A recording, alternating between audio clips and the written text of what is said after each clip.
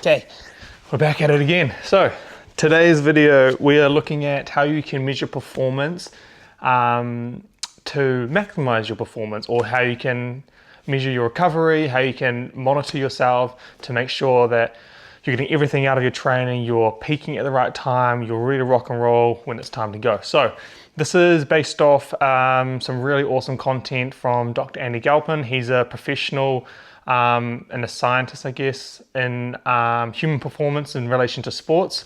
So really switched on dude. He's a really knowledgeable guy, really worth a follow and a listen if you're, put that up a bit. There you go. If you're interested in sports performance. So what we're looking at today is how you can utilize data to maximize performance. It's pretty evident, everyone's tracking stuff on watches, not my old Casio, but watches, heart rate straps, apps, all this sort of stuff. But the idea is, well, you've got all these numbers, so what do you do with them? So that's what I want to cover today. So there's three main things that we want to look at, three main numbers that he talks about as to how we can maximize performance. So there is a performance number, there is a subjective number, and there is a physiological number. So these three main themes, you use them together to determine whether you need to pull back or you can push on to find where that line is. So the performance number, gold standard would be force plates. Doing a counter movement jump every other day is the gold standard. Professional teams are doing this mainly every day in trainings, which is just gives a lot more data, but that's for general population, that's not possible. But if you could get to them every other day, that'd be cool. But if not, you can use a number like a max lift at the gym. You can do a time trial run. So our marathon runners, our triathletes, just a number that you can repeat, an exercise that you can repeat accurately, that can give you a good indication of what your performance level is.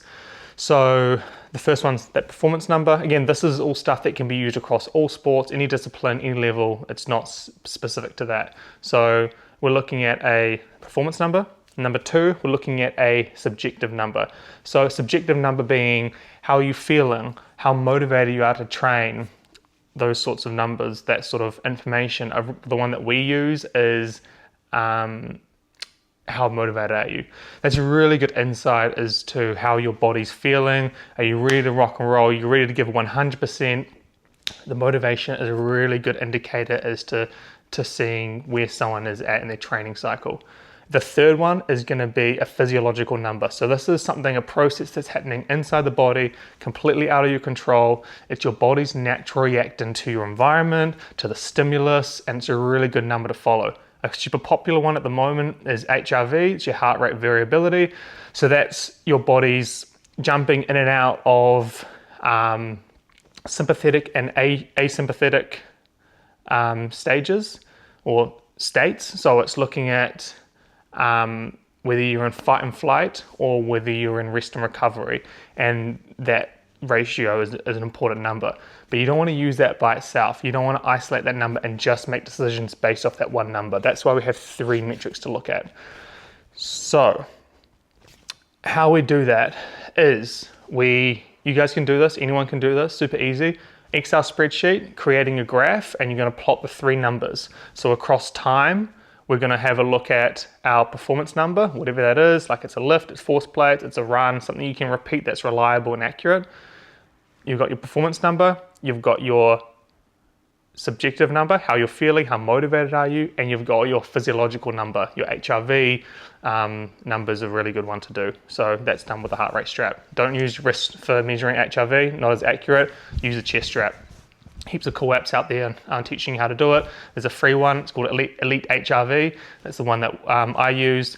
Heart rate strap, connect that up every morning, do your HRV testing, and it gives you nice numbers there to plot. So those three numbers, you're not going to make changes on any single one. So if your heart rate variability is off or up or whatever it is, you're not going to dramatically change your programming.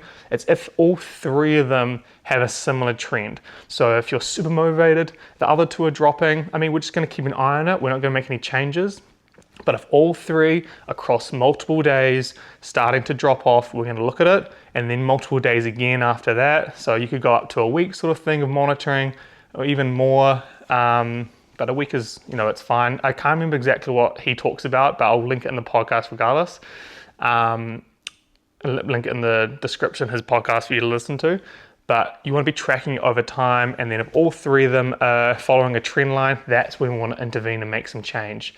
So important to not get too crazy with it, but it's a really, really, really good step up from just looking at your programming. This is how you're going to decide, okay, am I going to push to that red line of performance? How high can I go? And this is going to be a good way for you to dictate, not going too far, but going far enough. So give it a go, easy to do it yourself.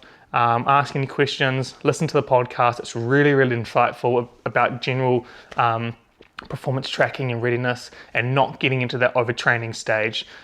Because if you are wanting to push it, that's a real risk, overtraining and injury, but finding that line is when excellence prevails. So give it a go. I hope I've covered everything, but listen to the podcast. Like I said again, he's a cool dude to listen to and get some good guidance from. So yeah, that's it for that one. Good luck out there.